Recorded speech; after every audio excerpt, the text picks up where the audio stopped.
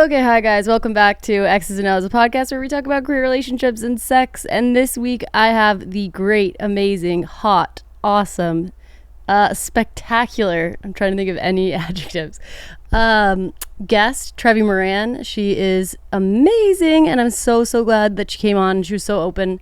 We talked about so many things, and the episode is actually really long, so my intro will be short. But you never heard me say that before.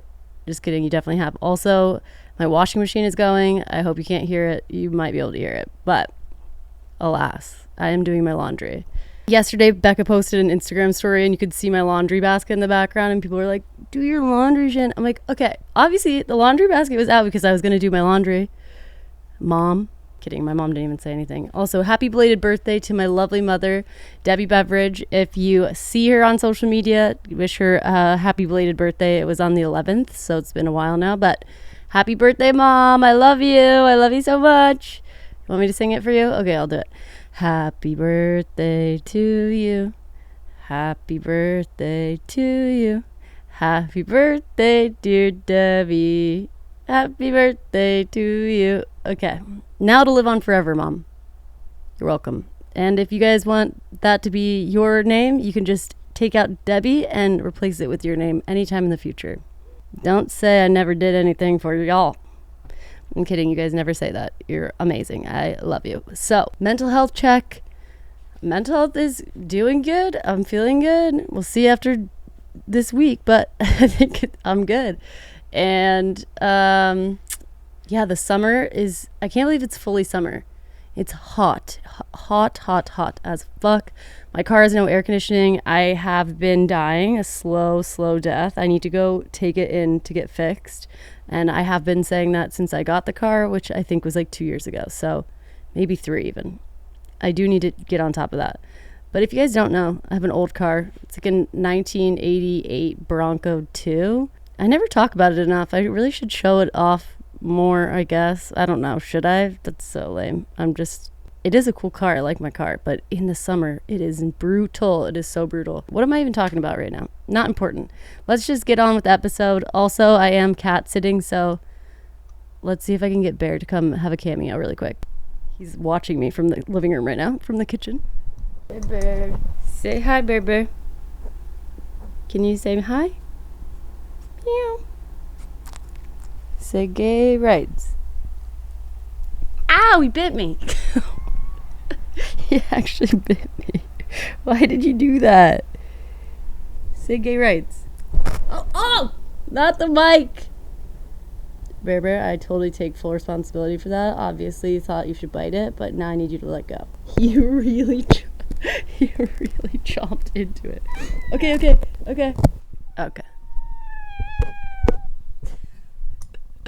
Okay. Thanks for watching, and I hope you enjoy this episode of X's and O's. Okay. Happy Monday, everyone. It's Monday for me. I don't know what day it is for you. Wednesday, potentially. I need to not be filming like this. This is bizarre. Thanks for being in my video, Bear. Shout out to Shopify for sponsoring this episode of X's and O's. Shopify is the global commerce platform that helps you sell at all stages of your business. If you have a business you're looking to start or a business you're looking to grow, I highly recommend Shopify. I've been using Shopify for years now. You can sign up for a $1 per month trial period by going to shopify.com/X's, all lowercase. That's shopify.com/X's to grow your business no matter what stage you're at. And one more time, shopify.com/X's, all lowercase. Check it out.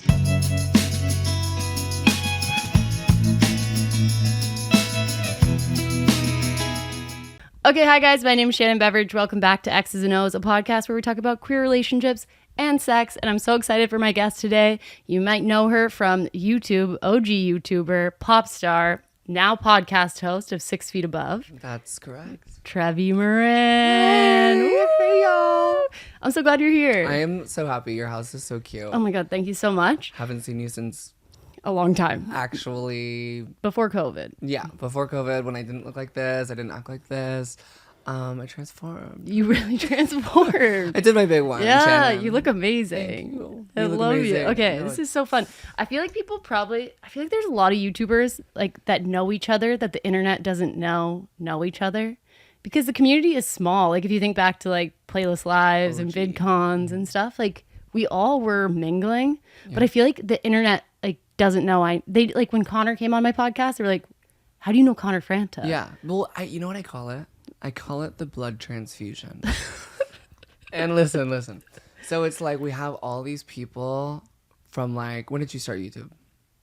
In 2014-ish. Okay. So that wave, right? I feel like it like blood transfuses every like 5-6 years. Mm-hmm. And I've literally seen on my like analytics. You've been here the whole time, by the way.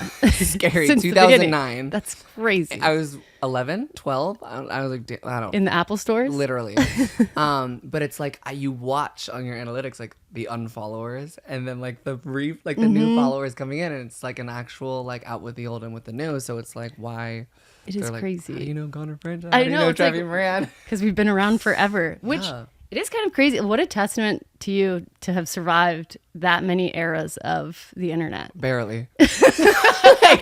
like actually not kidding. Like almost, it didn't. But it's been so beautiful to just like watch the internet, and also scary. Scary. To like watch what it's become. Yeah, it's also changed so much with like from YouTube to then like Instagram. Like you were on Instagram before Instagram stories, obviously. Like, think about how much, like, each platform has changed. And as each platform changed, like, the new influencers that come and the ones that don't make it. I'm like, remember when social media platforms, like, showed our shit to our followers? Remember? Like, when people were notified? I call them, like, the robot algorithm overlords. Yeah. And also, like, everyone on YouTube used to actually get views. Girl. What the hell's happening on there? Who's the CEO? It's not Susan anymore, is it? I don't know. I've never known anyone at YouTube. I've never had like a connect at YouTube ever in my life. You probably did. But you are like... You're a star. No, you are a star. Stop. No, I was like just a lowly lesbian and you were OTL. And OTL, Trevy L. Yeah, honestly. Fuck the two. O2L, yeah. You were all of it. No, it's just weird. I don't know. YouTube used to be very, very, very different, but... Very different. Now you gotta scrunch it down into 15 seconds. Oh my God, I know. Everyone's attention span has like shrunk completely. But, okay, OTL, aka O2L. I like OTL. I was not like a big O2L person, but I was like a Connor Franta fan. I was a fan of yours. I remember your X Factor audition. I think I watched Ricky Dillon, which this is all checking out because it's like... all the queer people from O2L now. Like coming back right now. Yeah. Except for I also kind of liked Kian because I wanted to be Kian in a way. Kian is lesbian adjacent, I have to say. Kian is... Okay, so like I love that you say lesbian adjacent because, and this might sound fucked up, but I know so many cis girls who are trans adjacent. Mm-hmm. Mm-hmm. Yeah, I'm like, you went to the same surgeon as the dolls. Yeah. You're giving me like you're body one tea, of us. but you're like, you know, you can have a kid. Yeah. Like you get your period every once in a while. It's fully all of that. But like, yeah, no, Kian is lesbian adjacent. And like, Kian, if you're watching this, that's a compliment. That's a compliment. That's a huge compliment. A huge compliment. Lesbians are winning this year, so thank God. Good job, Kian. How did you end up in O2L? How did you end up trans? No. Hey, let's just jump right into it. Okay, so we met at VidCon. Mm-hmm. So we all met at VidCon 2012, mm-hmm. and we were all friends online when do you remember iChat? Yeah, of course. Any like YouTuber from that era, they like all met through iChat. Like nobody ever met in person because we like half of them lived in like Wisconsin, North Dakota. Where are you from? Texas. It's pretty similar. It's like just not LA. It's not LA. Yeah, literally not LA. But you're from LA. I'm from San Diego. Okay. And then half San Diego, and then half Temecula, and then I moved here when I was like 16. But finishing the question, which was how you guys ended up in VidCon 2012, and then we finally all met there after chatting for like a year, and collab channels at the time were like kind of like coming up. They were like going up, going down. And I just remember we were in line for the Tower of Terror at Disneyland. Do you remember when we'd all go to Disneyland after VidCon? That was kind of awesome. It was kind of everything. And we were just like waiting in line. What if we all just like started a collab channel? And I'm like, yeah, fuck it. And then Were you like 12? At that time, so 2012, I was 13. I was June. So I was 13. Baby. And then we were like, it was almost like Hannah Montana adjacent because O2L stands for Our Second Life. And Our Second Life is like the version of us online, which is kind of deep, by the way. And then we like type in the username, like Our Second Life wasn't available. And I was like, guys, the gig is up. Can't do it. Pick a new name. And then I like literally was cold emailing YouTube executives when I was like 13. I was on LinkedIn like finding or like Rocket Reach or some shit, and I was just like emailing this long thing. I was like, hey, like this is like the total amount of followers, like the channel that is Our Second Life has been inactive for like 6+ years, like do you mind? And then one of them finally responded and gave it to us. What the hell? I made the account and I was like, guys, we did it. And it was like honestly like me and Connor like You made it happen. we like kind of were like wrangling all the straits. Not Checks kidding. out. And then we started, we like did it, and it was really weird because it was like overnight. Like it was the one direction of YouTube. Yeah, you guys are even like before MagCon, right? Yeah, It was like, we were the first content house in LA. that's I mean, I guess you could technically say like the station, but they weren't all living together making content, and that was owned by Maker. yeah. Like So I guess you were like the first. real like if you really think about like a Team 10 or like a hype house of like people who are like actually friends and like living in a house. Like, Yeah.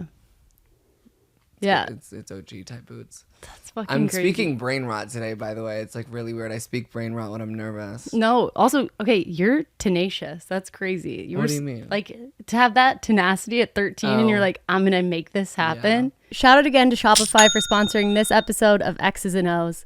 I don't know if you guys know this or not, but I have been using Shopify to sell my Friend of Dorothy line from the very beginning, literally from the very first hats I sold and shipped and packaged from my apartment, my house, to today, where I have a whole team of people helping me ship and make and sell my items all through Shopify. I'm so glad I picked Shopify from the jump because they made the growth of my business so seamless and so easy, literally from the beginning to today. Like if I hadn't used Shopify, I don't know where I'd be today. I love the platform and I highly recommend it to anyone. If you have an idea for a business or you have something you're already ready to sell, or if you're ready to sell a million things, Shopify is the platform for you. Plus, Shopify has award-winning help, so they are there to support your success always. You can sign up for a $1 per month trial period if you go to shopify.com/x's, all lowercase. That's shopify.com/x's to grow your business no matter what stage you're in. And one more time, shopify.com/x's, all lowercase. Check it out.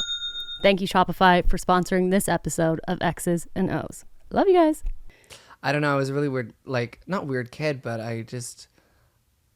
none of the shit that was popular for like a young boy, I was You, like, interested didn't in. relate to it. I wasn't into it. I wasn't into the sports. I wasn't into the skateboarding. I wasn't into any of the shit that anyone in fucking Temecula was doing. And keep in mind, it's a conservative ass town. So I just got like really into technology, and that's how it first started.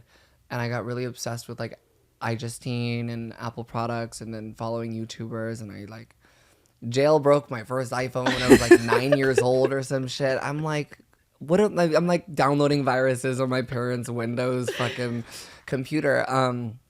And then I was like, fuck it. Like, because remember when the logo or the slogan for YouTube was broadcast yourself? Mm-hmm. And I was like, you know what, bitch, I will. I can do that. I'm like, bitch, I will. And I will use this Logitech webcam that I found in the dusty fucking Narnia ass fucking, what is it called?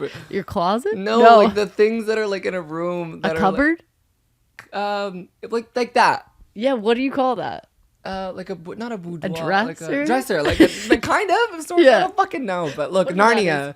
Yeah. But yeah, so then I just made it, and then I was like, you know what? I don't want to do this shit at home. I'm gonna go to the Apple store. Were you like scared of kids' reactions at school? It's weird. At first, I didn't. I think when you're experiencing life, like as a queer person, or at least for me, like I, from the jump, like wanted to be as out and expressive as I could, because I wasn't shut down by anybody yet. Mm-hmm. So it wasn't a problem in my family because it wasn't a conversation. Mm-hmm. And then I had access to the internet, so then it's like I'm finding all these other people, and I'm like thinking that it's like, you know, a relatively normal thing or like a more accepted thing. I don't know. I don't even know what politics were at the time. So I didn't know that Temecula was like a conservative town. Yeah. I wasn't in like Portland, Oregon, yeah. you know, eating voodoo donuts, which I kind of need to do. But, I just wanted to be so open from the jump. And I think, you know, getting shut down one by one is where the issues like kind of came in for me. I remember I showed up at school, middle school, with neon blue pants. I think they had a tiny bit of shimmer in them. Good. And my mom has always been super supportive. She was like, "Do your big one," and I did. Yeah, I think you keep doing. But yeah, no, it was like F slur. No way. Like everything, and here's the thing, like I didn't care about that because I always thought of like the boys that were my age when I was, you know, also a younger boy like at the time. Which, by the way, it's controversial, but I refer to my past self as like, I don't think she was there yet. Like I don't. Yeah. Like I don't when I refer to like me as a kid, I don't really normally say she because I don't think she, it's weird, I go back and forth, really understood or knew what was going on. So it's kind of like this disconnect. Just this kind of disconnect from gender in general. But yeah, and then what happened is it's almost worse when like you're hearing about things from other people that people are saying behind your back. Yeah. And I didn't realize how bad it was. I mean, I got called the F slur a few times, like fucking big deal. I was already making YouTube videos at that point. I was like, girl, I've already been told to kill myself. I'm 12. You know what I mean? It's so not normal. Your life is not normal. I know. No, do you remember when YouTube had DMs? No. God, they should bring it back. I'm like, Susan. No, I don't even know if she works there anymore. Susan, please. But, oh, fuck. Yeah, so I didn't realize how bad it was. And I remember the principal came up to me and she handed me this envelope. It was this big ass envelope and it was like thick as a motherfucker. Am I allowed to like cuss or yeah. Oh, I cut cuss. Okay, no, I'm cussing. Fuck. And I'm like, well, I wonder what this is. School is ending, bell rang, mom picked me up. I'm like, I got this envelope from the principal. She's like, what do you think it is?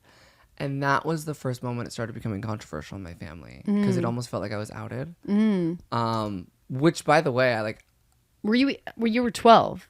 How old were you? I knew I was something. I knew I was something since I had an iPod Touch. As soon as I had access to Google. Yeah, fair. And I before I was Googling why do I like boys, before that I was Googling why do I feel like a girl. I remember I was caught in a sushi restaurant. And I always tell the story on my podcast. Like my mom needed to Google something on my iPod Touch because I was somehow connected to the public Wi-Fi. She didn't have I don't know. And she goes to Google something on my phone. And it's like transsexual, male to female. Why do I feel like a girl? Wow. Boy that feels like girl. And this is like, I'm young as fuck. This is a first generation iPod Touch. That's like keep wild. In mind. Also, and I'm sure that Google search led you down some really strange pathways back then. It actually answered some questions for me. But also, I just feel like Google used to be scarier. Like, save filter off. Yeah. I'm like before they became the Google we know, they were the Google we. It was almost like the dark web for a while. It was Tor. Yeah, it was scary. Like Google was Tor at one point. No, anyway, so she read that. Yeah, so I opened. Yeah, she reads that. But this was after the whole envelope situation. But I'm like jumping all over the place. I'm sorry. You're so fine. But we're in the car. She's like, "What's in the envelope?" And I open it. I was like, "I don't fucking know." And apparently, the principal found out that like the whole baseball team was saying like awful things about me. And she made every single one like write me a 5-paragraph MLA apology and like how much they accept me. And like were you even out to like 2 of my friends? I told them that I liked boys, but like it was closet was glass. Yeah. Whether you're gay or trans or whatever, you know, I was at the time like it wasn't giving straight cis. Like, yeah. So she's reading them and she's kind of disappointed because she's just like, what do you mean? Like, Yeah. what do you didn't tell me any of this was happening at school. I was like, I don't fucking know. Did you even know? Yeah. Not really. I mean, besides like the few F slurs, which by the way, I just like went over my head. So that was the first moment. That made it like way more serious, I'm sure. Yeah. And not to like get too much into my family, but like I don't think at the time my parents, everyone who doesn't, or at least in my experience, who are confused about a queer child are just relaying information from their parents. Yeah. And it's just generational shit passed down. And I think I taught my parents a fucking lot. Keep in mind, I was raised in a conservative town, and my mom got pregnant with my brother when she was 18. So getting married that young, she didn't have her 20s to like develop or even like probably even experience and go to gay clubs to or develop like an opinion, anything. right? Yeah. So I just think she was just following, what she knew at the time, and it was okay for her to be like not unaccepting, but just confused about it. And me and her have worked this out. I mean, she's my biggest fan, number one supporter to this day. She is actually everything to me. And my father and I have gotten a lot closer. Like I remember I went to his house for Christmas, and like there was this picture frame that always said like I love my sons. It was like me and my brother, and I was like already 3 years in my transition at that point, and I was like, bitch, the fuck. And finally changed it last Christmas, and it was like my daughter and son. I was like, wait, that's so cute. Kind of everything. Yeah, that's so really cute. Think about it, it's like the littlest things mean the most at the end of the day, honestly. Yeah. But also, yeah, I think parents, you were so young. That's crazy. You were so young. I can't even like imagine, because I got to stay in the closet for so long until I was like 16-ish, and then I got outed by the first girl I liked. Her parents told my parents. That's fucking like, why are older people are fucking weirder they were weirder than us. Oh my God, for sure. But yeah, I guess we're a product of our environment, and like their parents were probably way worse than whatever. Yeah. But my mom's reaction at first was like, "You're not gay, are you?" And then I was like, "No." But then obviously same. Now she's like yeah. I'm like, "Fuck no." Yeah. But now she's like my biggest supporter. I think it just can take time and education. And if you never had to educate yourself, like a lot of I see it now with like this sketch thing. Have you seen this online? You know who that is? Girl, I'm still finding. I don't watch streamers. No, me neither. But I'm like finding out about new people every fucking day, because I have Pop Crave notifications. Oh, good. Why wouldn't I? I need to know who's charting on Billboard, and I need to know who's getting exploited for whatever the fuck this is.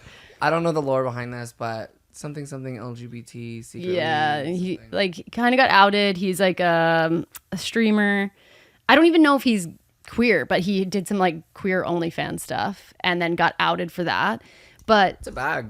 I mean, crazy. But the crazier thing is, it kind of goes back to the same idea of like, if you don't have to educate yourself on something, you never have to. Like if your mom had never been exposed, if you had not exposed your mom to queerness, transness, anything, like maybe she would still be in the same place today.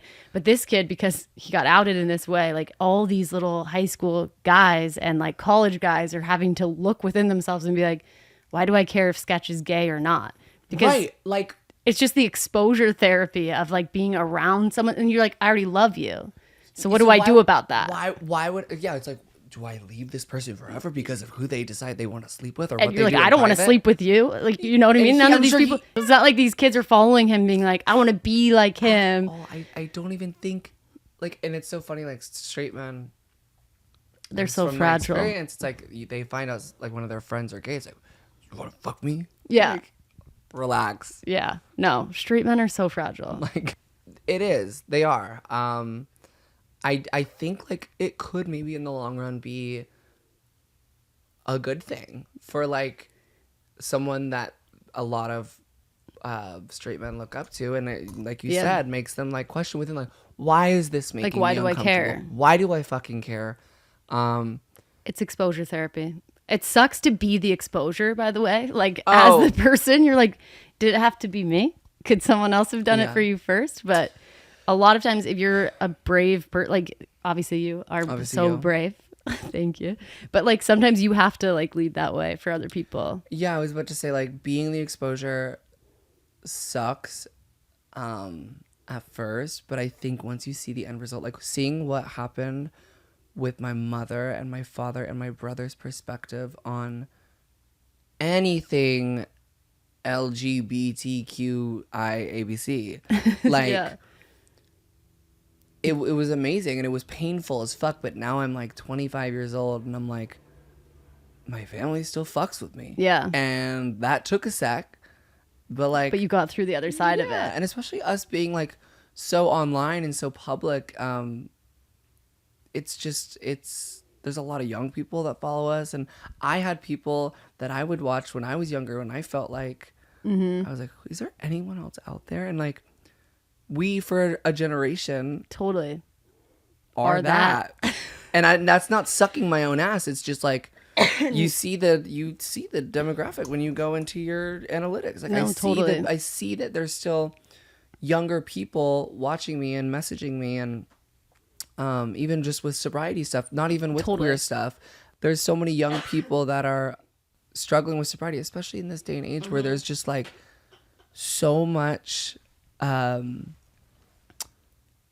access and what? I was going to say dependence on like alcohol and social. Well, yeah. I mean, I think now mental health is more fragile than ever with just, I like I said, I love the internet and I love watching what it's become, but it has also turned into a very scary place. Like, you're so much more prone to like insecurity and comparison and just a lot of shit is superficial, and in a way it depends on who you are on social media. I try to highlight the good and the bad, which is like, it's always good to have a good balance, but it's like, shit, if everyone's lives look perfect and you feel like yours sucks ass, it's gonna make you feel like shit about yourself. Oh my god, totally. I'm so glad I didn't grow up with the internet that is today. You kind of I mean, like, did. I did, but in a way, like, I couldn't imagine growing up with TikTok.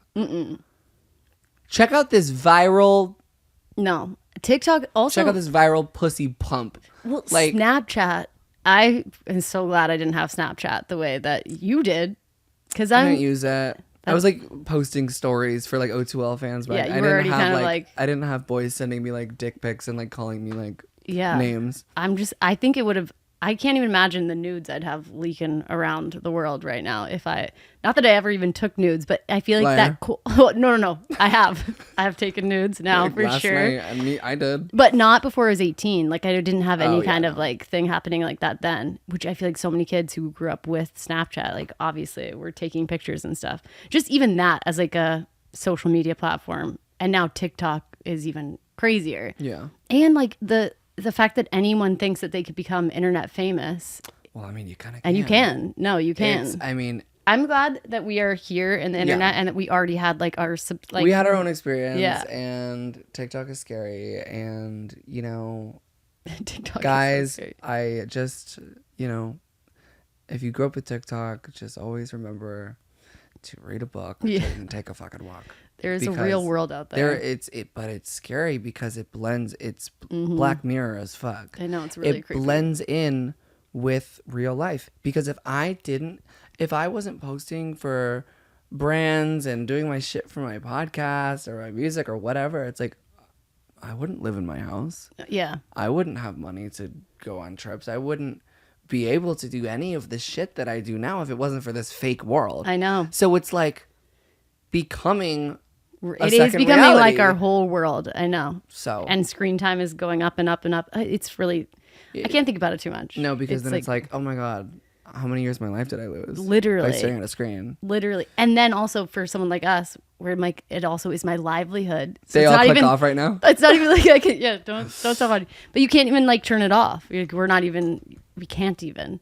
But speaking of the internet too, so you've been online since you were so little. So you have a huge digital footprint, which huge. I think about this every day, and it gets me this close to a Tito's bottle. No, I'm kidding. But it's so crazy because if like I'm talking to any man ever, you can look up and It's like I have such a unique first name too. You type in me. You literally can type in Trevi on Google, and it's literally me and that goddamn fountain in Rome. I swear to God. And I, by the way, never been to it, but as the fountain, I am also wet and dripping always. Cannot. It's But just you and the fountain. no, it's so funny. My mom and I, because I had my mom help me pick my new name with me because I thought that would be special. I wasn't gonna like run off and be like, "Hey guys, I'm no Samantha." Yeah. I was like, I just want to like not change everything about me, but like sort of feminize it and like, I don't know. We just came up with Trevi and we just loved the fountain for some reason. And even though I've never been, she was just like, I think it works. And I was like, it's so real. And then I went to court. And then now I can have a kid. Now I'm kidding. Like now I have a womb. No. But like after what topic are we on? Digital footprint. Okay, digital footprint. Yeah. Yeah, no, if I'm talking to any guy ever, I just, it's so spooky because it's like, you can't even be stealth. Yeah. And I'm not that type of person necessarily because like I said, like I've always, since I was a kid, wanted to be very forward about who I am. And most people, what a lot of people don't realize, I don't want to give out like a random number here, but I want to say like 85%, maybe even fucking 90% of the people that I match with on a dating app such as Hinge or whatever, and us both having sponsorships. Hinge. Literally. No, but or just in public, or if they don't know and I tell them, it's like most of the time, like straight guys do not give a fuck. Yeah. No, they don't give a fuck. Yeah. Like if you're pretty, You're like, okay. or funny or hot, us, they like don't care.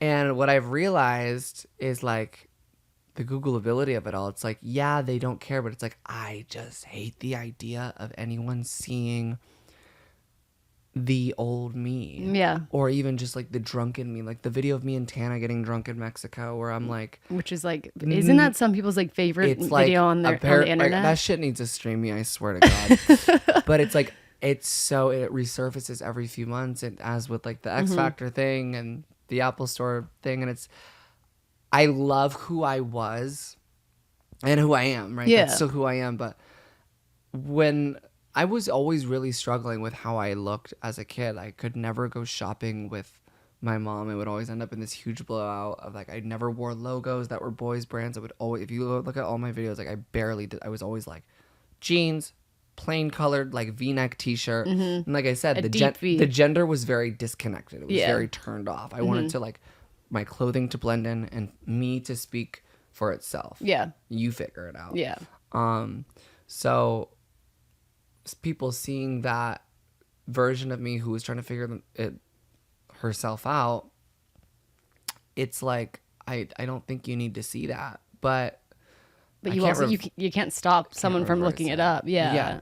And also you owe so much for your life to it. But also like I just feel like in general digital footprints are stressful. Like I'm anyone I date can go. You can blur this. No, I'm kidding. Censored. Any person who I date can go and look at me dating like other people I've dated, because a big part of my digital footprint is relationships, which is like completely different, obviously. Never been in one. Yeah, a completely different experience. But just in general, you're kind of like, damn, like you could just look up anything you want about me. But I feel like also just as like a trans person, that's got to be hard, because then you're also don't even necessarily associate completely with that version of yourself. Yeah, but it's also, but it's like it's a new name, right? But it's not a completely new name. And like, there's fucking websites and Reddit and shit that are like Trevy Moran before and after, and it's like even if you deleted it all, even if it's still there. It's there, honey. It's in the cloud. It is there, floating around with the rain. Yeah. There's fan edits. Like, there's no way to like. Yeah, no. Is it something that you ever thought like you wish you could get rid of? Like, do you? I always knew I was going to transition. I always knew. Like since I was 12, I like made that decision that it was gonna happen, and I didn't know when. Did you ever like? Do you wish you could erase the internet, like the pre-Trevi internet? No, because it's like it hurts, but no. Yeah. Like I think that kid, I wouldn't be in this city. I wouldn't be doing what I was doing now if it wasn't for me working my ass off as a kid. And like, if you run into a fucking old picture or an old video of me, it's like, fuck it. Like, this is me. Like, if that really is going to affect someone's view on me, then it's like you weren't the person in the first place. Yeah. And when you think about it, is it mostly thinking about like someone you would date? Like, is that the person? That's the problem. I don't give a fuck. Like anyone else, right? Because so I've never been in a relationship. Yeah. I've been in something close to one that like kind of fucked me up, and I was supposed to transition the like literal day I turned 18. And then I was in a relationship-ish kind of moment, you know, fully, like literally everything in a relationship, but then, you know, no label. But no, why would everything why would there be a label with a man ever? And I was kind of very young and naive, and I did everything that I could to like please this man. And I, you know, at the time it was a gay relationship, obviously. And I already started growing my hair. My hair was past my shoulders. I was like ready. And I really liked this man, and I had a decision. I was like, do I transition or do I like stay with who I thought was the love of my life? I was 18, and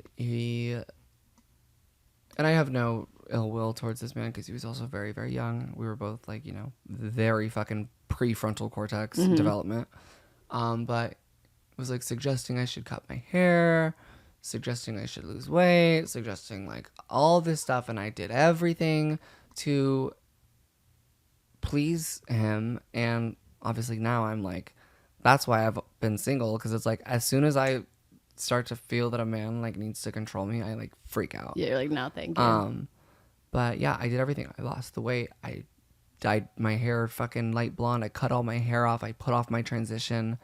And then when that blew up in flames, I kind of just like turned to substances and hid that, and dealt with that burden. And I signed with a management company for my music for dead name Trevy Moran. I don't feel weird saying that, but like I was that person at that time, and that's who they signed. They didn't sign a girl. So then I was now appealing to a management company, like huge management company. And I was really fucking excited. And since a very young age, I've always been so like my career first. Yeah. Like if I gotta hide who I am for my career, it was like, fuck it. It's like worth it to you. But yeah, and I just like, I kept putting it off. And just a lot of shit happened.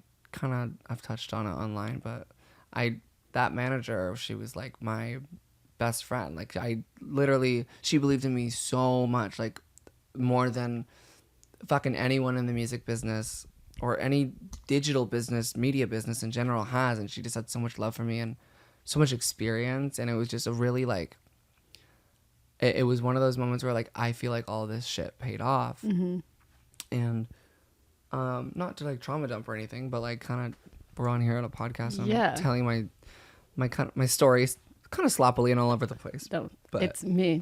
But we had a lot of exciting things happening, and she like ended up getting cancer and passed away, and it was like the craziest thing. Like it was nuts. How old were you then? I was 19. Jeez. 19 or 20. And she always warned me too. She was in recovery as well. She would always be like, watch that. And I was always like, I was so young too. I was like, just because you're a fucking alcoholic doesn't mean that I am. And girl, you were right. I'm like, yeah. But yeah, so then after she passed, it was just, I was like, okay, so now I'm sitting here. I am like skinny as fuck. I have fucking full blown alcoholism. I feel like my career is down the drain. I'm still a boy. Like all this fucking shit. Yeah. So, and I've normally always picked myself back up, and then I think for a few years I just let myself go. You're like, no, yeah. And I just turned to like absolute like rage city. Like I just did not. I was like, fuck it. I'm still fucking famous on the internet and I can do whatever the fuck I was like, I was drugs, sex, rock and roll. Like, I didn't give a fuck. I was like, I want to be insane. Yeah. Also, probably like disassociating completely in every way you possibly could. Nice though, because I feel like no, I will be honest. Like those days I look back, they were kind of fun because I didn't go to public high school. I was homeschooled because I was in O2L and I was touring. So I like dropped out sophomore year. I didn't go to prom. I didn't like party as a young kid. So I was like finally living my like You're like adolescence, college, high school adjacent party era. But then you're doing your at the VMAs. Blacked yeah, out. I was gonna say.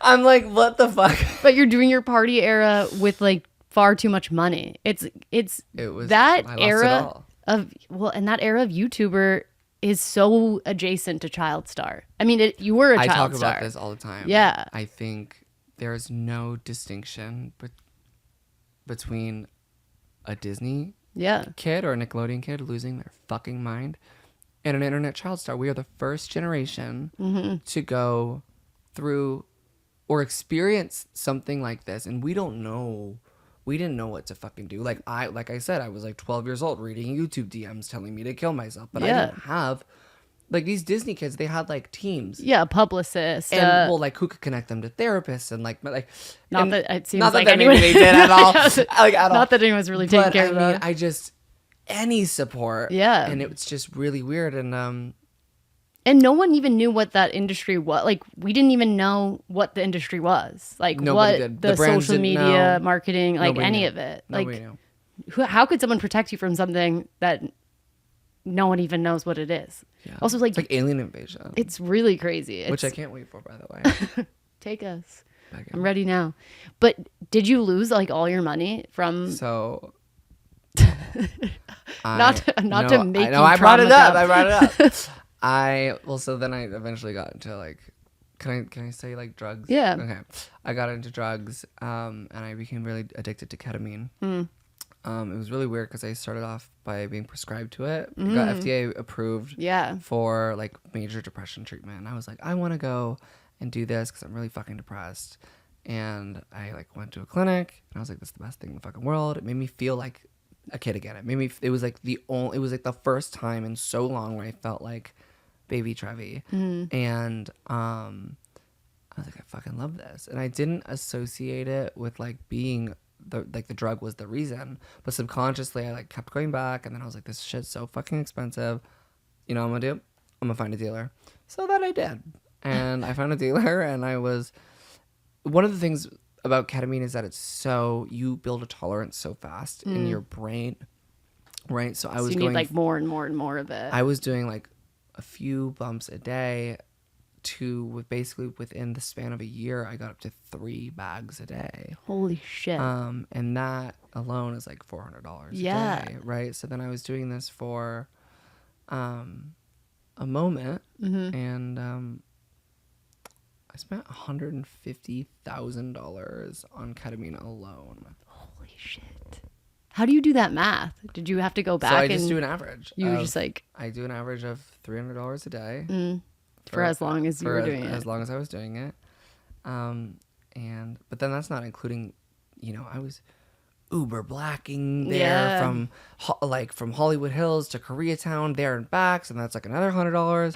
And don't get me started when I started drinking again. It's like the drinks at the bar, and then how many bottles am I postmating?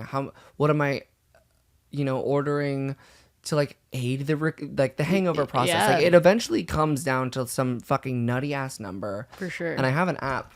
Let me open it actually. Yeah. I have an app. Obviously, if you don't know, I'm now sober and not doing ketamine. But I have an app that kind of tracks my sobriety. And like how much I know people who have this for like cigarettes and stuff. Right. So I've been alcohol and drug free for 2 months or 2 years and 11 months. Good job. Which is a slay. I know we're almost. I don't know. We should do something for 3 years. For my 3 years, I should throw a party out. I'm like, I'm the type of sober person. I'm like, I need everyone around me drunk, because if I'm not living through you, it's like, no, you're embarrassing. I saw your wedding TikTok. You're like about not having a sober wedding. Why would I? Yeah. I need my parents blacked out. It's so like I still have that like demon in me. I just like don't let her like She's not at the wheel anymore. Okay, savings. I have saved $265,000. Holy shit. I'm like, and that's why I bought a house.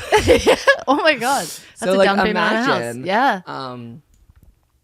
And that's just 3 years, which is fucking beyond. 3 And years? I lowballed that too. When Yeah. I typed in everything, I lowballed it. I wanted it to be as like real as possible. It's possible. Congratulations. Thank you. What a testament to you. But also, do you think you're so bright, or do you think your addiction, does it have any correlation to your queerness? Like a I'm gonna direct. debate before I answer that question. Actually, do I think my addiction had anything to do with my queerness? In the beginning, yes. Like when it came to like the 19 of it all, the breakup, the me hiding who I am, 1000%. I was hiding, and I 1000% agree. I think in like, no, I do in a way, but then I think it then converted into, well, first of all, COVID. Yeah. So it was boredom and like under stimulation as fuck. And like I mean, I don't know about you, but like COVID was like the worst time financially for me, mentally, and I just was in so much pain. So why not like throw like more gasoline on the fire, of course. Yeah. But that little bit of relief that drug gave to me, where it like made me like feel like I was a child again, technically. And the drug is so fascinating the way it works if you're using it. If you're like abusing it. No, well, yes, but also if you're using it as it's supposed to be every once in a while, it is a NMDA receptor antagonist, which basically means that it like goes into your serotonin receptor and like unclogs like these like looped I'm trying to like make this as non-scientific but also as understandable, and I'm not saying that I know the scientific terms, so don't like I'm not a fucking scientist, but I'm very fascinated with I knew everything about this drug, right? So it really does help with depression. Yeah. If you do it in small doses every once in a while, but like, girl, how many fucking loops in your brain can you unclog? Like, when you overdo it, it kind of you drain out your serotonin, and you need the drug to aid your serotonin receptor. So I relied on it for happiness and everyday thing. And one of the ways that the drug works is it processes through the kidneys and out the bladder, and that's where like major problems started to form. Like I started having kidney failure, and like I wasn't peeing pee, and it was just like really scary, and I just continued, and I didn't get help, and I almost like had to do like my big one Oh my gosh. if I didn't stop, and it was a really, really scary time. And I think with anything that you overdo in that general area can drive you crazy one way or another, but since it's like half hallucinogenic as well, because you can go into like a K-hole. Yes and no. Did you ever go into a K-hole? Babe, like, why do you think I don't remember the past 5 years? Okay. No, the past 5 years is crazy, bitch. I've been sober for 3 of them. No, but I basically ended up I did too much, and I had a full like. I wanted to drop a name, but I'm not weak like that. I'm not. No, bitch. I went into psychosis. Okay, and I was in psychosis for like 4 days. Oh my gosh. And I was just like seeing shit. And even when I wasn't doing the drug, like I was like talking to spirits. And were you by yourself when this was happening? yeah, I like booked a random fucking hotel in LA because my roommates kicked me out of the fucking house that I was living in because I went fucking duh, like literally duh, like, and I wasn't even on the lease. I was like paying them in cash. Like, I was the sketchiest motherfucker during COVID. Like, no one wanted anything to do with me, like, as they shouldn't. And one thing I will say, I don't think I would have got sober if the people I loved didn't back the fuck away from me. Like they isolated you in a Yeah, way. they isolated me, and they took a step back, and I think that's really important for anyone who needs to have a moment of recovery, whether that's forever sobriety or whether that's like backing the fuck off. It was very important because I think the humbling of it all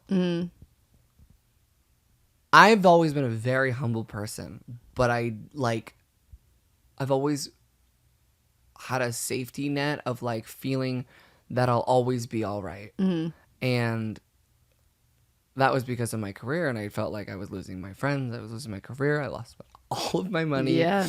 And it was very rock bottom boots. And then, after I did the hospital and, in between these stories that I'm telling you, I'm like in and out of treatment centers. And then I finally, one day, and it was almost like a miracle in a sense, because I was always forced to go to rehab by someone. So it was like my mom, it was my dad, it was Tana being like, bitch, you need to go to fucking rehab. Like, it was all my friends, and I would listen to them, but I never really wanted You weren't doing it for yourself. Fucking sober. Yeah. And just one day, I just remember I was in San Diego at my mom's house because I didn't have any money. And, she fucking hated me living with her because she knew I was drinking in secret.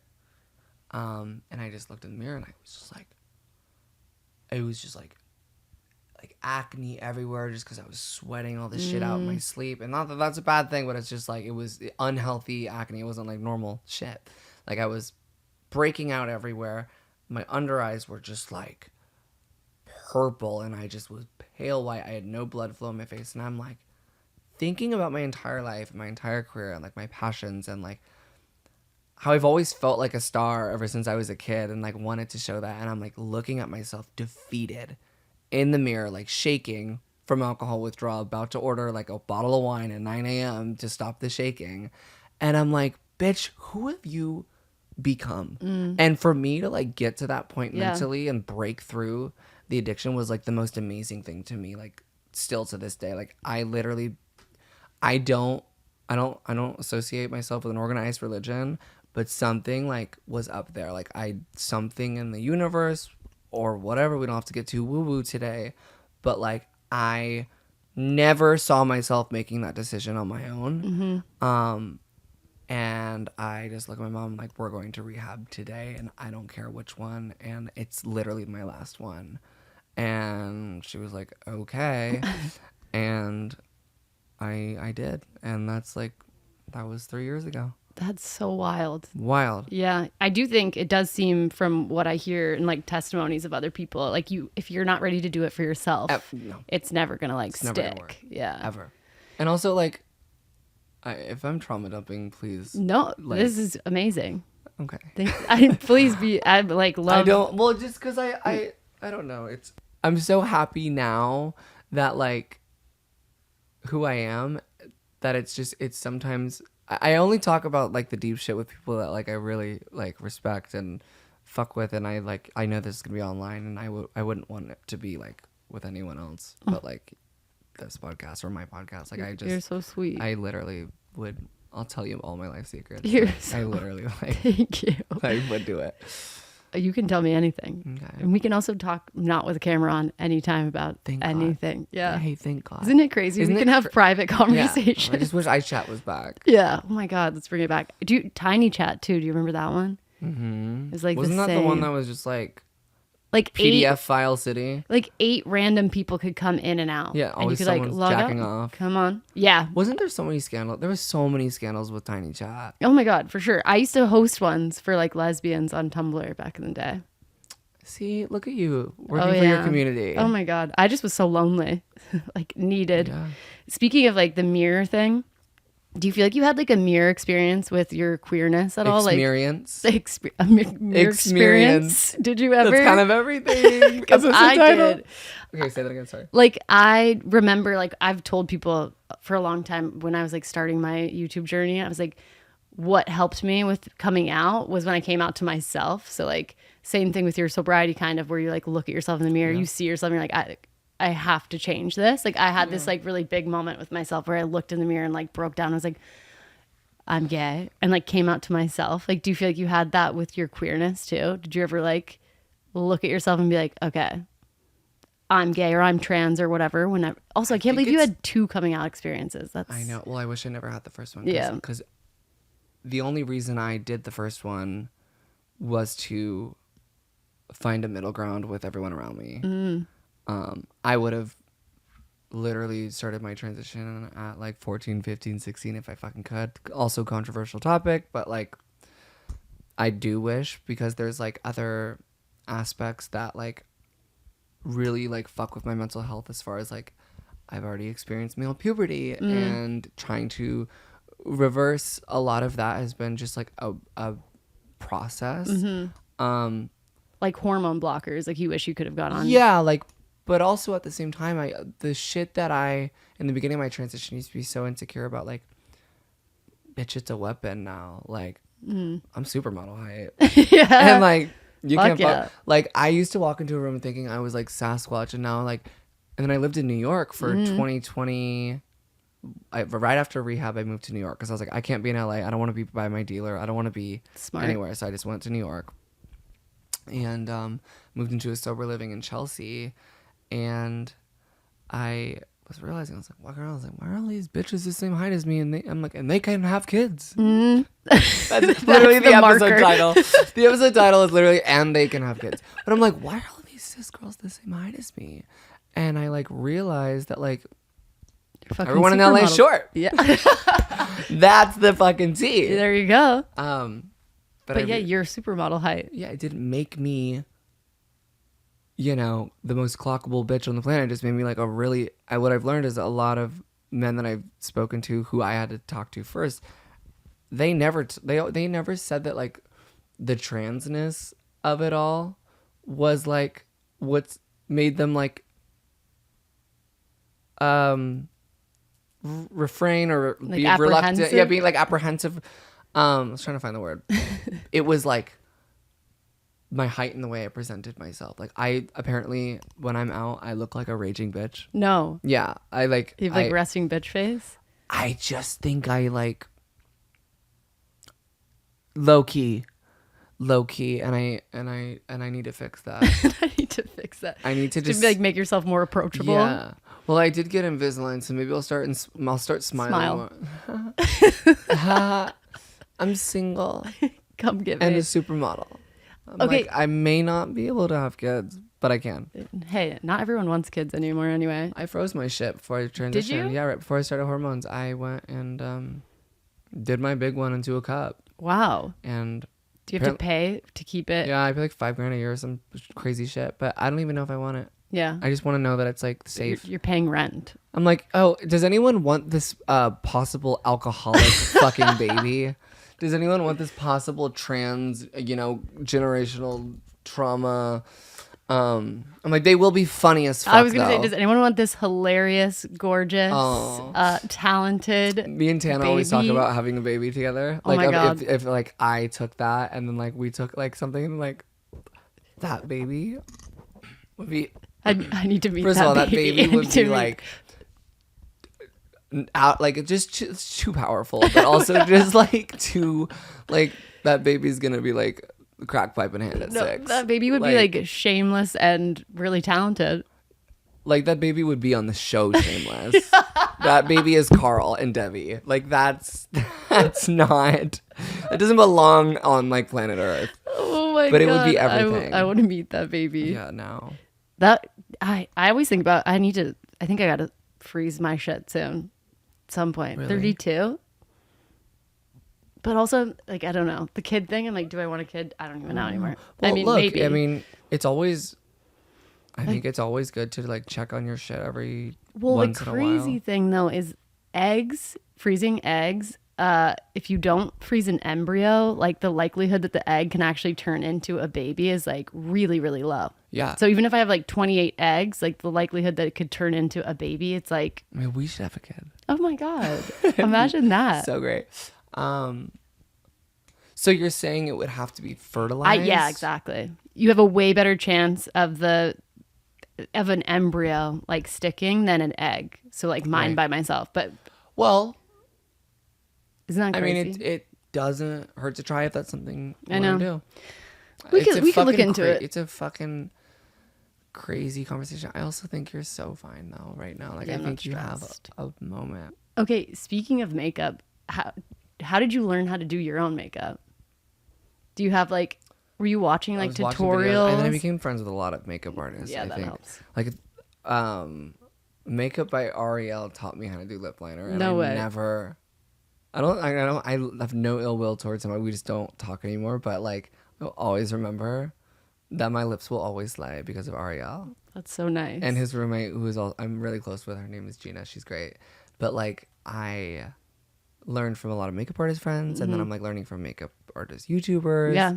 But makeup's so like ever changing. Yeah. Like tomorrow the new thing It'll could be be something fucking stop putting concealer under your eyes. Yeah. I know. So- Put your blush on first, then your Put foundation. your blush on your center of your forehead. Do it. I don't know how to do my makeup still to this day. I'm like, I make it up as I go. Yeah. But do you feel like you went through like a second puberty almost? I mean, I fully did. Yeah. I fully did hormone replacement there. Keep playing with my fucking hair. I just want it to be perfect for you guys. I just want to look super hot. And, You look super hot all the time. Thanks. What was your question? Do you feel like you did go through a second puberty? But Yeah. So, I mean, I blocked out all the testosterone and then started taking estrogen. And then before I knew it, I was like, the fuck? Why am I like, I was looking down. I was like, damn, I'm like literally growing boobs right now. That's kind of insane. And I just, it was weird. Like my skin just immediately, it was almost like my body agreed with it. It was like, yep. Okay, we're here. Finally, because yeah. I always had like really weird hormonal cystic acne on my forehead and like, and it's like in my like right before I transitioned to it. And it's like as soon as I transitioned, I like literally felt like my body was like, yeah, this is it. And now it's like I'd never get acne anymore, and it's crazy. That's awesome. I mean, that makes sense. But it's so isn't that because I think about. And this is, we can just, slowly graze over this because it's a deep topic, but like, cheater. Yeah.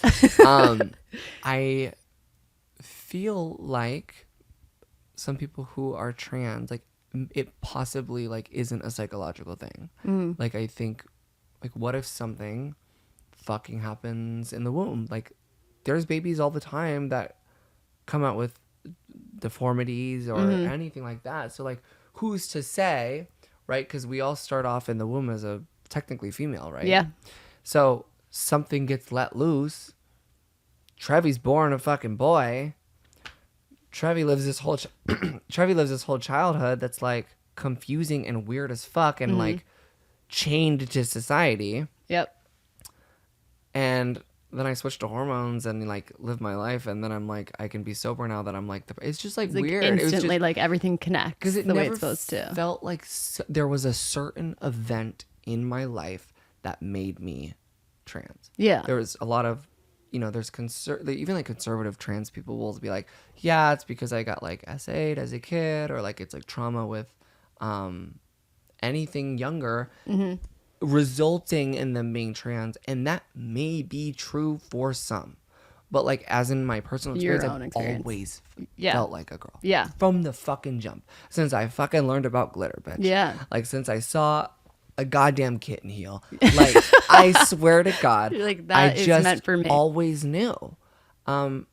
So who's to say? Because we still don't know. We don't know. We don't know anything. Yeah. We don't even know anything about mental health. We're like, here, take this pill. Maybe it'll work. Oh my God. We also like know so little about even like women's health in general, because Right. everything up to this point was like from male doctors creating male like drugs for men, Well, and then also- just giving it to women and being like, and that should work for you too, right? Right. Like even 'cause like you're a human person. yeah, it's crazy. But back to like, I remember when I first came out just as gay, like I was like, one day they're going to find Me going to something. sleep. Sorry. Yeah, get comfy. I remember when I was like coming out, I was like, one day they're going to figure out like what it is that made me gay. Like it's going to be like something in my DNA, and we'll be able to track it, and then we'll be able to prove like, okay, like I didn't choose this. I was born this way. Right. And then obviously now as time has gone by, I'm like, who even cares? Like even if I chose to be gay, Right. who fucking cares? I mean, I didn't, No, you didn't. but You did but not. even if I think did, that's who you are. even if I did, who cares, right? Like there's nothing wrong with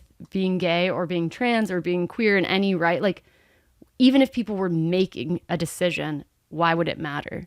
And I hope we get to a place where people don't need like some kind of justification to be like, and it was that, Yeah. it was this part, it was that thing in my brain, Why- it was yeah, that part why- of my body. It Why was can't we just accept people, like every single, you have to think about this, every single fucking person on this planet is in some way like a snowflake. We all individually have our own consciousness, but then we have this confusing aspect of like, hey, here's culture, here's society, this is the handbook, and then let's throw in organized religion on top of it. And then now we have all these people who are just like afraid of anything that's different, or like need details, or are super like you said, like, why do you need to know why? Like, why do we need to know why? And it's just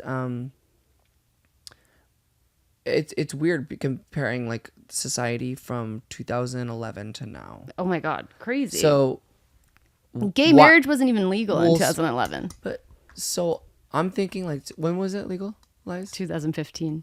2015, right? Okay, so let's think about 2011 to 2015. Gaga's Born This Way is coming out, right?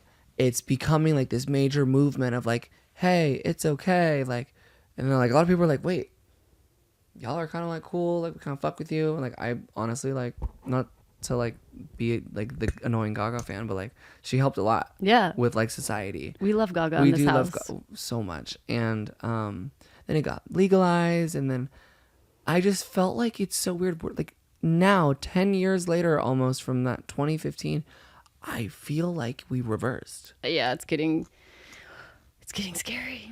But that's with society, and I think RuPaul said this in an interview. Every 10 years, society will switch up. So they'll get good, and then they'll find a reason to back off, and then they'll come around again. Totally. And same with style, right? Y2K is coming back right now, 25 years later. Yep, it'll happen. I think we like got so progressive, like things started progressing so fast that people got scared. They're like, what? But then also it feels like it's crazy because it's also getting, there's so many people coming out. There's so much like changing so fast that like there's this one part of society that's so like progressive and being like, oh my God, this is awesome. This is awesome. This is awesome. And then there's this other part of society that's like, what the fuck? We can't keep letting them get away with this. Like they're like, it's fear minded. And like, it is. I hope that it balances back out. Yeah. I mean, if RuPaul is right. RuPaul. Yeah. But it's also, I last touch here is like social media of it all, especially with the trans stuff, is really scary. In the sense of like a lot of people broadcast their transitions as I did as well. And I just seeing the stories of people who have like detransitioned and shit, like I never want to be responsible for making someone feel like there's something they're not just because it's cool or it's getting views or it's what's trendy. Like that's why I low-key, like if you look at my shit, like I really don't, hello, am I detransitioning right now? I really don't make my content about me like being trans. Like I don't try to make it the basis of who I am. Like I try to make it who I am. Because I just never want to like, I never want to like influence someone to be something they're not, or try to put an idea in someone's mind, because I would never want someone to go through like what I went through with like that guy, where like he made me believe that I wasn't supposed to be this fabulous woman, and then I'm like stuck with like being a person that I'm not. So that's why I just like social media. There's just so much access and information and people with a platform, and like you can use it for good or bad. Well, it's like in Toronto, I was just at Toronto Pride, and there were a bunch of people who were walking around naked at the like kid part of Pride. Our conservative like, era. No, I know. But like butt ass naked. Like I don't want to see people naked like on the streets of Pride in general. Like just, I don't think it's necessary. But then to do it at like a kid event, it does feel like the same kind of thing where you're like, guys, can we make this like can we just make this safe still, please? Because then it makes us all look bad. Yeah, there's also safe places to go be naked and do your kink stuff. Like there's a whole other... Have you literally ever been to West Hollywood? Yeah, you can go... There's so many places for you that don't need to be in front of like little kids. Yeah. Which is just so fucking annoying. And it's not even like you said, like it's not even a kid's event. It's for the sake of everyone around you. Literally, if I don't want to see it, I just don't need to see Nobody naked wants people. to see it. Yeah, nobody wants Like, to. It's always like really old men too. I'm like, put that's that your shriveled pride? thing away. Not like you going your entire life like struggling through like something so major and wanting to be like, so I'm gonna go fucking walk around and traumatize everyone. And here is my. I don't need to see Well. it. Okay, I want to ask you about dating. How is dating as a trans woman? And by the way, do you exclusively date men? Yes, but I wish I didn't. I know. Sorry. Here's the thing. I don't consider myself bi. I'm not gonna throw another label on me. Swear to God, bitch. I'm like, if I have to make another fucking coming out video, I'll go back to drugs. No. I noticed that after I transitioned, I became more comfortable and I don't know if it's the hormones or anything. But I became more just like open with the idea of like being attracted to women. And I've never like in my transition been with a woman or like found a woman that I feel like I would be interested. But I've seen like I noticed the beauty separate from like, oh my God, they're so pretty. I'm like, wow, like it's not like I want to be you pretty. Yeah, it's a different. It's a different kind. Well, I wonder too, sorry not to cut you off, but now that you are a woman and like looking at yourself, seeing yourself for the first time, like you could appreciate the beauty of a woman who's way different than you and like be able to separate that 1,000% in a new way. Dating men, especially straight men and a lot of people can question that all they want. I don't think it's necessarily a gay thing to date a trans woman, but like I'll be fucking honest, like I don't think it's the straightest thing you've ever done. Like I think there's just levels to this shit. Yeah. And I don't think that takes anything away from a man's masculinity. I think it's beautiful that someone can be open-minded. I think it's beautiful that someone can be into that. But once we get into like kink territory or like fetish territory, and I don't know if I like necessarily like believe that everyone that's into trans girls are like a chaser and has a fetish. And there's so many girls, especially in this city, that are so have this idea in their head that like anyone that's attracted to them, they're like chaser, back off, chaser. And there's just levels to this shit. I think there's a separate area of like people who are attracted to trans women as they are with cis women, and then people that are like exclusively obsessed with trans women. That's where the territory gets weird. It is so frustrating because, like I said earlier in the episode, this is kind of what I was bridging to earlier when I said that 85% of men don't care. The problems with the problems with my relationships and my situationships don't lie within the interpersonal connection. It's like the me and the person. It's never about that. Everything is pretty fucking smooth. And what I've learned, as the years have gone by, it's the bubble, I call it. It's, I wish I had like an acronym, like the politics, family, no. So it's their personal politics, their family's politics, religion, and then their friends, and then their friends' family and religion and politics. So it's like this outer bubble, and I need a bold motherfucker. Yeah. Because if you are so fine with being, having this connection with me, but you are so scared about what everyone around you thinks of you, it really takes a toll on like, what the fuck even am I to you? Like I it's so weird because it's like past that, like where I feel like a piece of meat type shit. Like I've gotten in like really like intimate like situations that I like could not believe they left because of the shame that they felt or the fear of losing their like family or losing their friends. And it's like, first of all, I would never want to be the cause of that. So I understand that, right? Yeah. But I think if you jump into a situation with me from the beginning, you've got to fucking think that over. Yeah. Because you're hurting a lot of people along the way. Totally.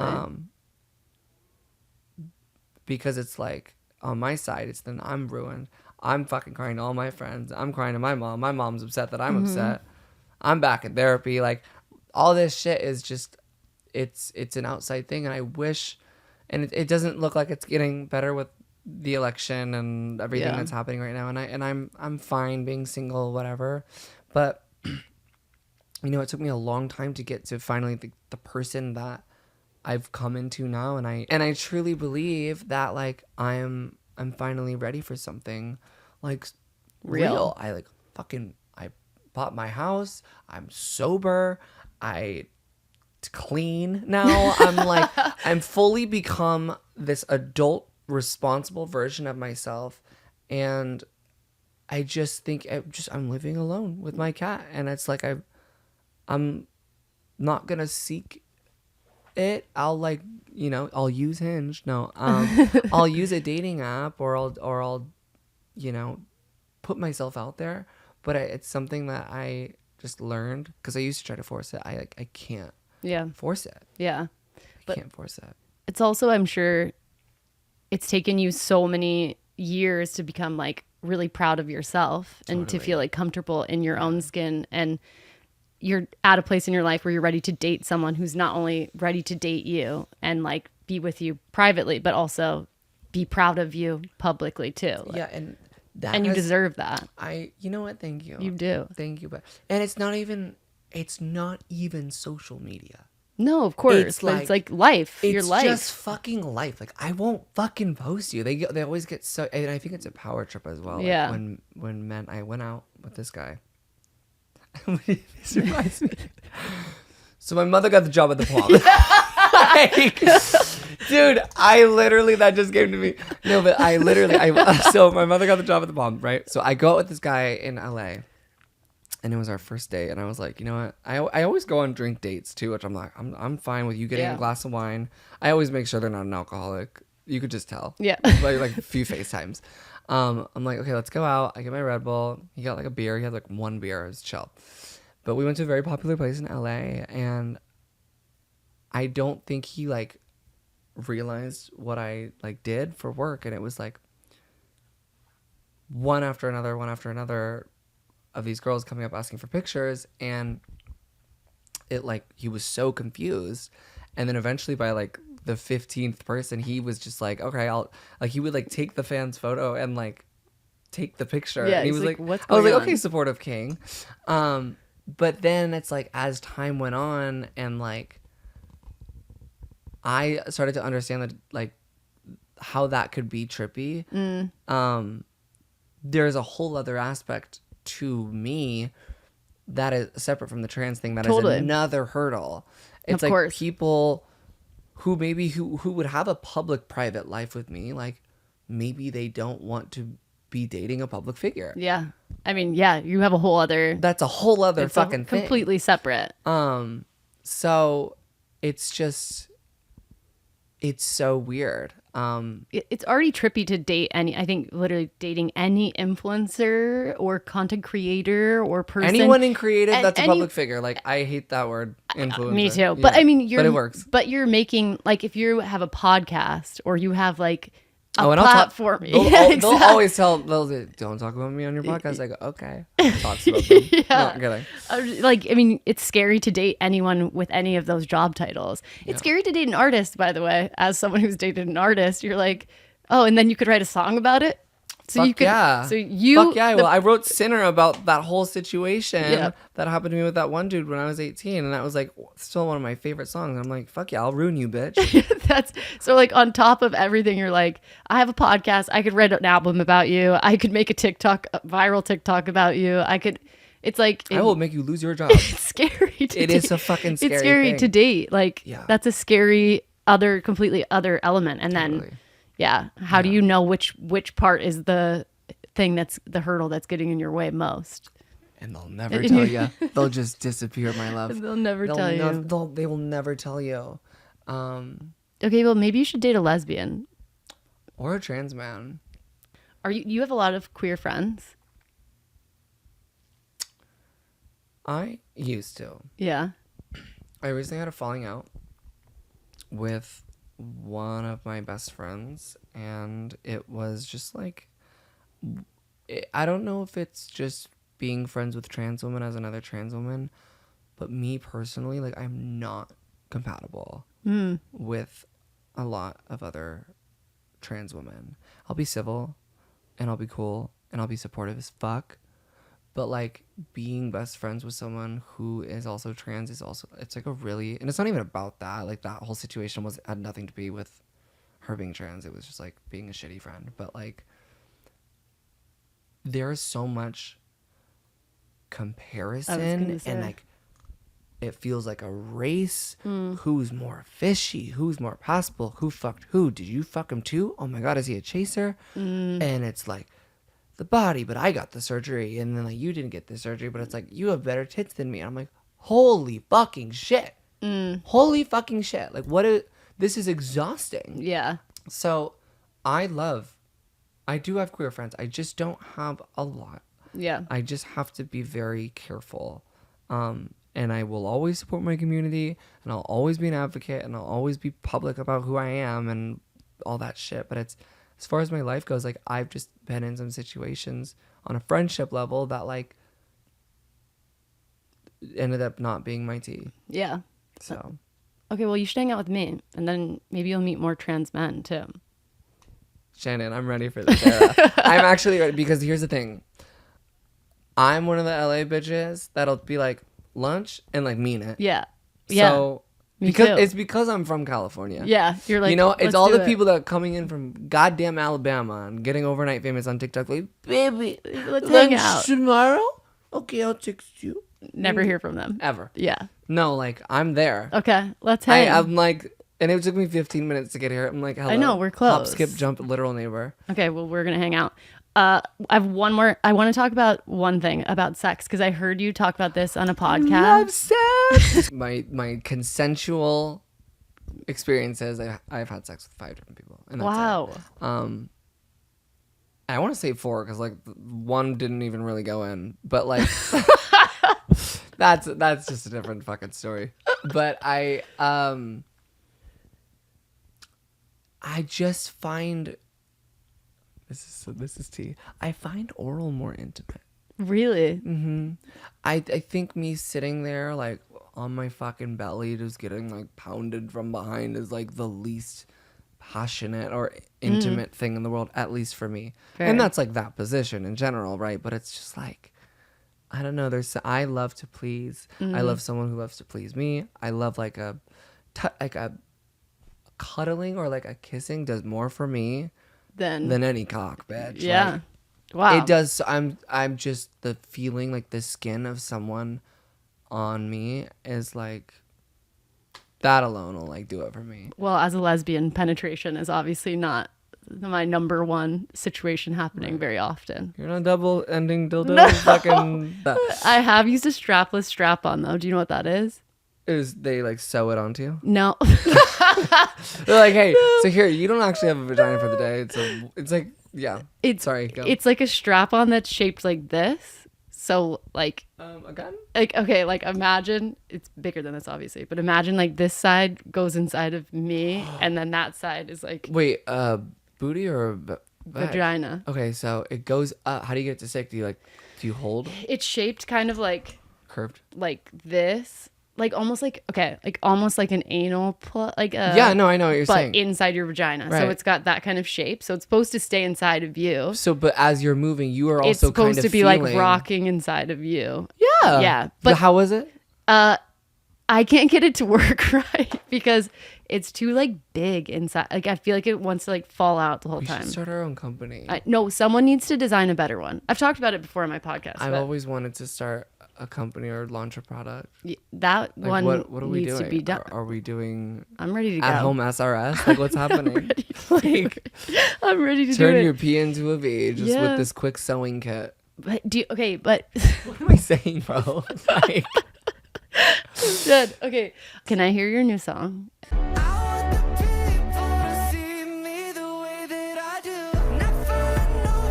good. This production is very like slow. It's good.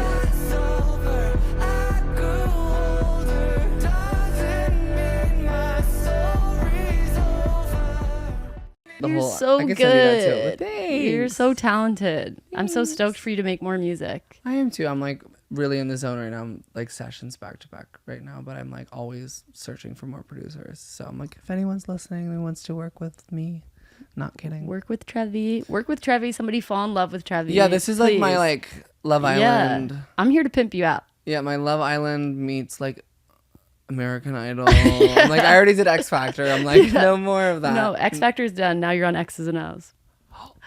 Oh my god. Oh my god. Okay, let's actually hang out in real life, please. Of course. And we can have more conversations. We have one I want to have really quick when this is over about. Oh, it's tea. That's the second episode. Okay. Surprise! I'm in the next episode as well. Just kidding. What should everyone look out for from you? I don't know. I'm like, I'm just in the process right now of like recreating the public perception of me online and like. I just want to I've just been reintroducing myself like actually this time, and it's like difficult and weird, but like ultimately like whoever's listening, like you have the power to change anyone's like perception of you. Like as long as you are confident and like show who the fuck you are, like everyone's gonna have their own perception of you. But I've just like look at like our families, for example, like they now like have completely, I might be talking absolute bullshit at this point, but like I just keep an eye out. I don't fucking know. Follow me. I don't know. Do you want to come on 6 Feet Above? Oh my god, I would love to. Come. I'm an open book. But okay, yeah, check out Trevi's podcast. Look out for all of Trevi's music coming out. Follow them on all socials. I'll have them all below. I'm like them. Sorry. Sure. I do that now though all the time. It's fine. No, like in queer spaces, I only say y'all.